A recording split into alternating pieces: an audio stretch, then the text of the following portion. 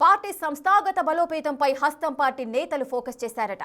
అధికారంలోకి వచ్చిన తర్వాత నియమించే పార్టీ కమిటీల విషయంలో కాంగ్రెస్ అధిష్టానం నేతలు ఆచితూచి అడుగులు వేస్తున్నారట. ఇప్పటికే జిల్లా అధ్యక్షులను ప్రకటించిన కాంగ్రెస్ పార్టీ ఈ నెలలోనే పార్టీ కమిటీలను ప్రకటించేందుకు కసరత్తు చేస్తుందట. జిల్లా మండల స్థాయి పార్టీ కమిటీలన్నీ సంక్రాంతిలోపు ఏర్పాటు చేయాలని హైకమాండ్ భావిస్తుందట. పార్టీ కోసం కష్టపడిన వారికే పార్టీ పదవుల్లో ప్రయారిటీ లభిస్తోందంటున్నారు.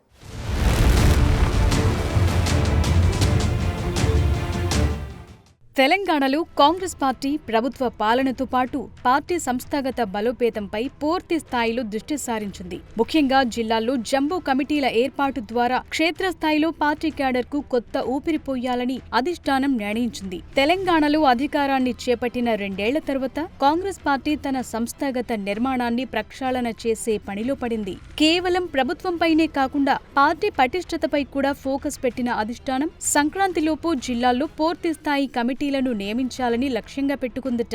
ఇటీవల కొత్త డీసీసీలు ప్రకటించిన పార్టీ త్వరలో జిల్లా మండల స్థాయి కమిటీలన్నీ ఏర్పాటు చేయాలని భావిస్తోందట. ఇందులో భాగంగానే అన్ని జిల్లా పార్టీలు కమిటీల ఏర్పాటుకు దరఖాస్తుల స్వీకరణ జరుగుతోందట.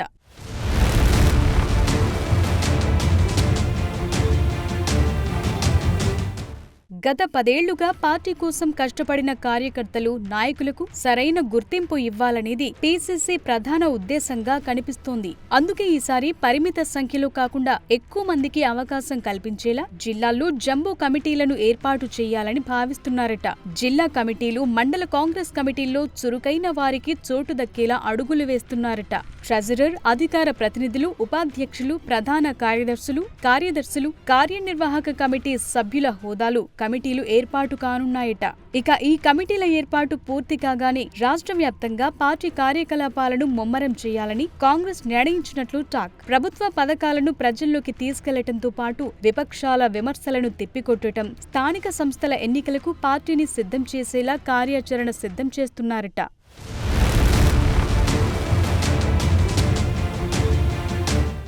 పదవుల కోసం పైరవీలకు తావు లేకుండా నిబద్ధత గల వారికి ప్రాధాన్యత ఇవ్వాలని పార్టీ అధిష్టానం ఆలోచిస్తుందట. సామాజిక సమీకరణాలను పాటిస్తూ మహిళలకు కూడా తగిన ప్రాధాన్యత ఇచ్చేలా కసరత్తు జరుగుతుందని నేతలు చెప్తున్నారు. జిల్లా ఇన్ఛార్జి మంత్రులు, ఎమ్మెల్యేల అభిప్రాయాలను తీసుకుని తుది జాబితాను సిద్ధం చేస్తున్నారట. అన్ని జిల్లాల నుంచే లిస్టు రెడీ అయితే సంక్రాంతి పండుగలోపు లేదా జనవరి 2వ వారం నాటికి ఈ నియామక ప్రక్రియను పూర్తి చేయాలని పీసీసీ చీఫ్ మహేష్ కుమార్ గౌడ్, ముఖ్యమంత్రి రేవంత్ రెడ్డి భావిస్తున్నారట. 10 ఏళ్ల నిరీక్షణ తరువాత అధికారంలోకొచ్చిన హుషారులో ఉన్న క్యాడర్కు ఈ పదవుల పంపకం మరింత ఉత్సాహాన్నిస్తుందని రాజకీయ విశ్లేషకులంటున్నారు. మరీ చూడాలి, పార్టీలో అందరినీ సంతృప్తిపరిచేలా పదవుల పందారం ఎలా జరుగుతుందో.